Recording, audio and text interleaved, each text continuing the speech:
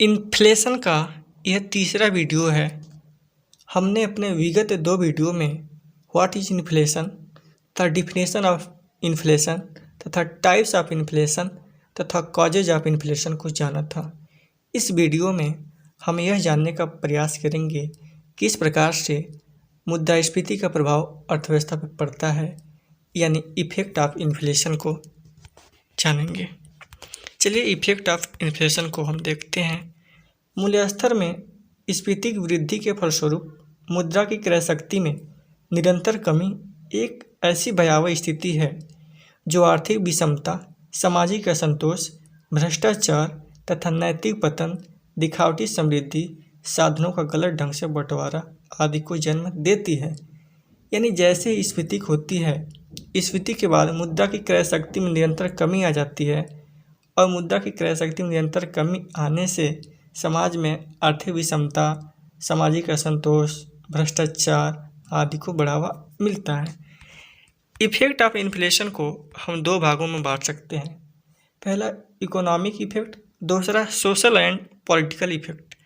Economic effect को भी हम 2 भागों में बांट सकते हैं।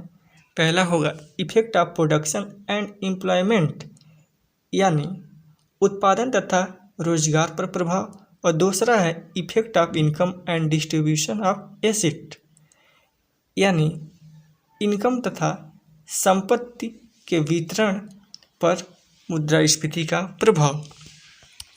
Effect of production and employment के अंतर्गत हमने तमाम हेडिंग को लिखा है। उससे पहले हम जानते हैं कि उत्पादन तथा रोजगार पर किस प्रकार से मुद्रास्फीति का प्रभाव पड़ता है। पहला है उत्पादन के स्थान पर सट्टेबाजी की प्रवृत्ति पर बल।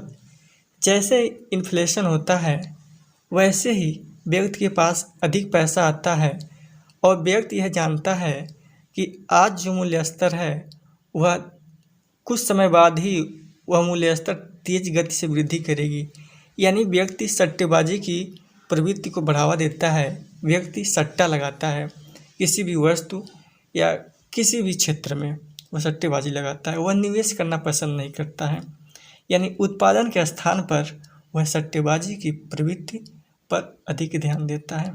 अगला है बचत तथा पूंजी निर्माण की मात्रा में कमी।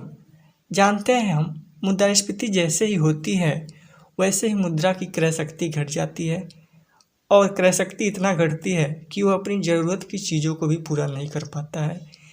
यानी वह अपनी आवश्यकता की चीज़ों को जब पूरा नहीं कर पाता है तो उसके पास मुद्रा बचती नहीं है, और मुद्रा बचती नहीं है तो पूंजी का निर्माण नहीं हो पाता है, निवेश नहीं हो पाता है। इस प्रकार से हम कह सकते हैं कि स्फीति के बाद मुद्रा की क्रय शक्ति घट जाती है और क्रय शक्ति घटने से वह अपनी ज़रूरत की चीज़ों को ही नहीं पूरा कर पाता है, तो वह मुद्रा का बचत तथा पूंजी निर्माण कैसे करेगा। अगला है देश की पूंजी का विदेशों में प्रभावित होना। जब स्फीति होती है तो उस देश की वस्तुएं बहुत महंगी हो जाती हैं, तो इससे लोग क्या करते हैं कि वह अधिक से अधिक विदेशी वस्तुएं खरीदना चाहते हैं, क्योंकि उस देश में वस्तुएं महंगी हो गई हैं और जो है भी वस्तुएं तो ज़्यादा पर्याप्त मात्रा में नहीं है, तो इससे लोग अधिक से अधिक वस्तुएं इंपोर्ट करते हैं। यानी इंपोर्ट करते हैं तो उसके बदले अधिक मुद्रा देते हैं। अधिक मुद्रा पहले की अपेक्षा देंगे क्योंकि क्रय शक्ति उनकी घट गई है। जो वस्तु के भुगतान के लिए $1 देते थे, हो सकता है उस वस्तु के भुगतान के लिए अब $2 या $1.5 दें, क्योंकि मुद्रा की क्रय शक्ति उस देश की घट चुकी है। इस प्रकार से अधिक मुद्रा जो होती है वो विदेशों में प्रवाहित होती है स्फीति की घटना के बाद। अगला है वस्तुओं के संचय की प्रवृत्ति को प्रोत्साहन। जब कोई प्रोड्यूसर, व्यापारी या कोई सेलर जानता है कि स्फीति हो रही है और कल या कुछ समय के बाद ही इस वस्तु का मूल्य अचानक से बढ़ जाएगा, तो वह वस्तुओं को संचय करने लगता है, स्टोर करना चाहता है, क्योंकि वह स्टोर करके कुछ समय के बाद उससे अधिक मूल्य पे वस्तुओं को बेचेगा और अधिक लाभ कमाएगा। अगला हेडिंग है हमारा दोषपूर्ण विनियोजन को प्रोत्साहन। जैसे ही स्फीति होती है वैसे ही व्यक्ति भोग विलासिता वाले उद्योग को प्रोत्साहन देता है, क्योंकि उसी क्षेत्र में उसे अधिक लाभ मिलता है और इन्फ्लेशन के बाद उसी क्षेत्र का अधिक डिमांड रहता है और जब डिमांड होगा तो पूर्ति करने के लिए उद्योग स्थापित होंगे, लोग उस क्षेत्र में निवेश करेंगे, उत्पादन नहीं होगा बल्कि भोग विलासिता वाली चीज़ों में वृद्धि होगी।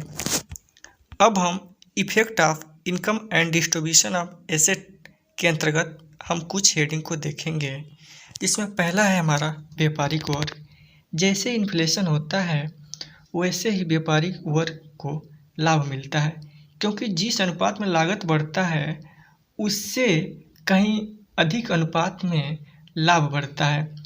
यानी जिस समय वह कास्ट लगाया था उसकी कीमत कुछ और थी और जब प्रोडक्शन हुआ कुछ समय बाद तो उस समय कीमत बढ़ चुकी थी, क्योंकि इन्फ्लेशन के बाद कीमतें लगातार बढ़ती रहती हैं और जब आउटपुट होगा उसका तो उससे अधिक कीमत पे बेचेगा, उससे अधिक लाभ कमाएगा। इस प्रकार से कह सकते हैं कि इन्फ्लेशन के समय व्यापारिक वर्ग को लाभ मिलता है। अगला है ऋणी तथा ऋणदाता।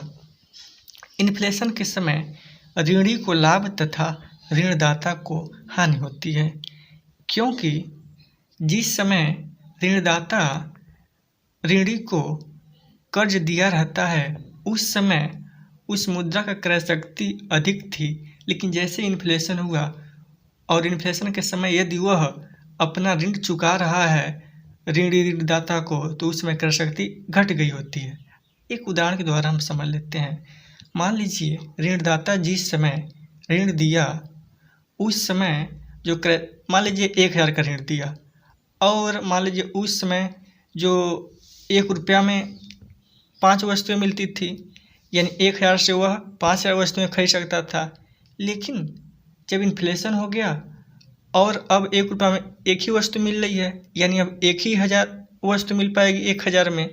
यानी कह सकते हैं जब ऋणदाता ऋणी को ऋण दिया था तो उस समय क्रय शक्ति 5000 वस्तुओं के बराबर थी, लेकिन जैसे इन्फ्लेशन हुआ वैसे क्रय शक्ति घट के 1000 के बराबर हो गई। यानी ऋणदाता को हानि और ऋणी को लाभ होगा। अगला है हमारा स्थिर आय वर्ग। स्थिर आय वर्ग को हानि होती है, क्योंकि पहले जितना वह इनकम पाता है उतना अब भी पा रहा है। प्रायः यह वेतनभोगी लोग होते हैं जो उनका जो वेतन है वो निश्चित रहता है। जितना वह इन्फ्लेशन के पहले पा रहे थे वेतन उतना ही इन्फ्लेशन के बाद पा रहे हैं। जब इन्फ्लेशन के पहले जो जितनी वेतन पा रहे थे तो उस समय उनकी क्रय शक्ति उनकी आय का कुछ और था, लेकिन जैसे इन्फ्लेशन हुआ क्रय शक्ति घट गई, उनकी मुद्रा तो बढ़ नहीं रही है और क्रय शक्ति घट जा रही है। इस प्रकार से जो स्थिर आय वर्ग वाले होते हैं उन्हें मुद्रास्फीति के समय हानि का सामना करना पड़ता है। अगला हेडिंग है हमारा कृषक वर्ग।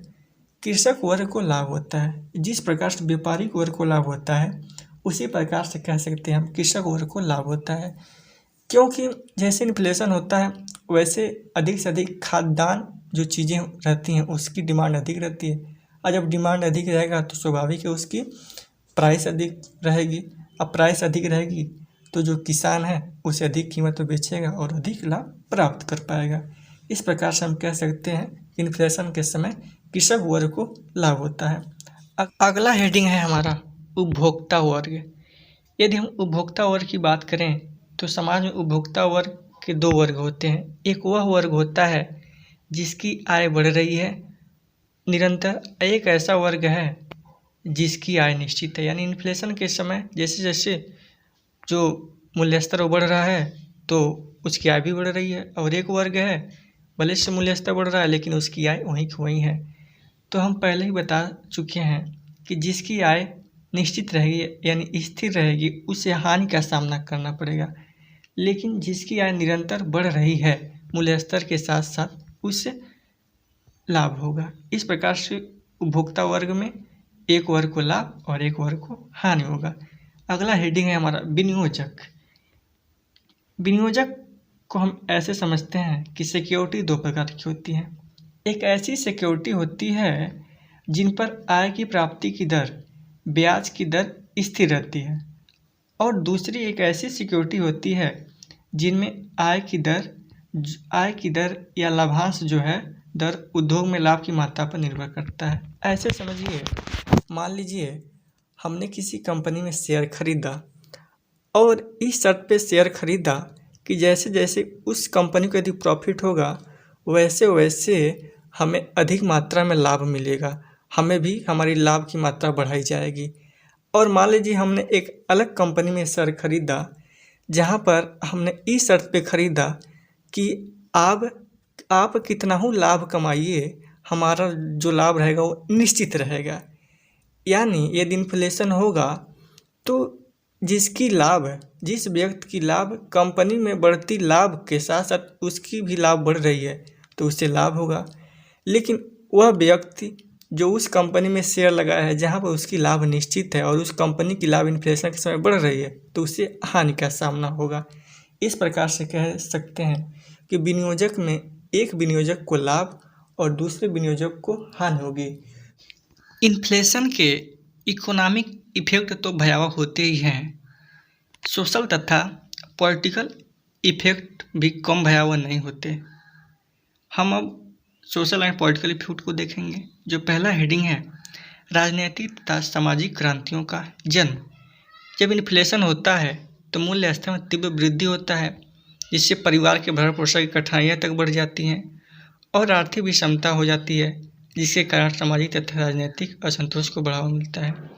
सीबी तरोनी एक अर्थशास्त्री हैं। वो लिखते हैं, हिटलर मुद्रास्फीति का दत्तक संतान है, क्योंकि अधिकांश लोग यह मानते हैं कि जब 1920 की जो हाइपर इन्फ्लेशन की स्थिति ने हिटलर को तानाशाह के रूप में जन्म दिया और इसी ने जर्मनी में राष्ट्रीय समाजवाद को विकसित होने में सहायता की। इस प्रकार से कह सकते हैं किस प्रकार से हाइपर इन्फ्लेशन के बाद जर्मनी में तानाशाह के रूप में हिटलर दुनिया के सामने उभरा। अगला हमारा हेडिंग है, नैतिक पतन तथा भ्रष्टाचार को प्रोत्साहन। जब मूल्य में तीव्र वृद्धि होती है तो लोग अपने पेट भरने में असमर्थ हो जाते हैं, फलस्वरूप वह अनेक अनैतिक कार्य करने लगते हैं। प्रथम विश्व युद्ध के काल में मुद्रास्फीति के नैतिक प्रभावों की चर्चा करते हुए डॉक्टर मुरंजन लिखते हैं, 9 युवतियाँ अपने दोस्तों को बड़े गर्व से वर्णन करती थीं। उन दिनों बर्लिन में 16 वर्ष की अवस्था तक कौमार्यता लज्जाजनक समझी जाती थी। प्रत्येक लड़की अपने दूषित अनुभवों को बताने में गर्व समझती थी।